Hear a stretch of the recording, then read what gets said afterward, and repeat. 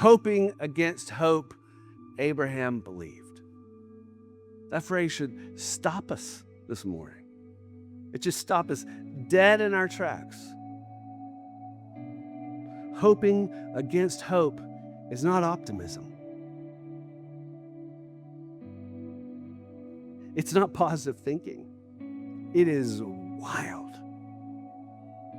God's promise comes to Abraham and Sarah not when optimism is flourishing, but when it is exhausted. It traverses this vast gulf that's between what they once dreamed of, having a bunch of kids, and what experience had taught them to stop expecting. After a lifetime of disappointment, after decades and decades in which every hope had long since hardened into resignation, God's promise somehow finds its way to where they are, right to their hearts.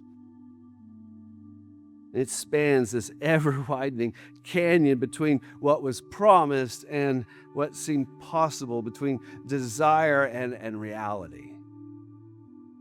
By every reasonable measure, looking at the two of them, he's almost 100, she's almost 90. The story's over. Which is what makes the next scene of the story that Paul references so wonderfully ridiculous.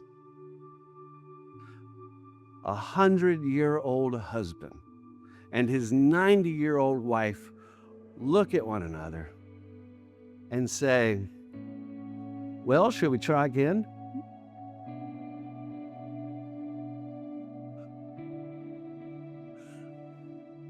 Maybe this time.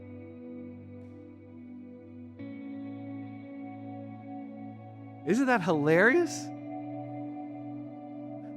Faith in this case looks less like confidence and more like being surprised by a promise that you had already given up on.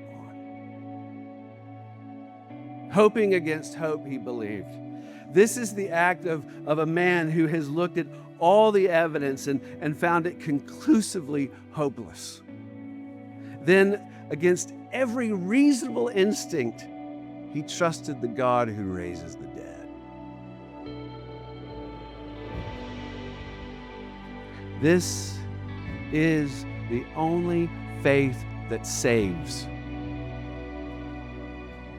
that makes whole, that renews, that brings life. This is the only faith that saves you in the end from a lifetime, an eternity of separation from Almighty God. This is the only faith that saves. This is not the faith that thinks it can manage by doing one's best, trusting God to do the rest.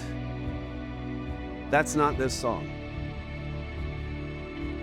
This is the faith that knows it cannot, and so it falls onto the rock of ages, the cleft for me and for you and for everyone for whom your heart breaks today.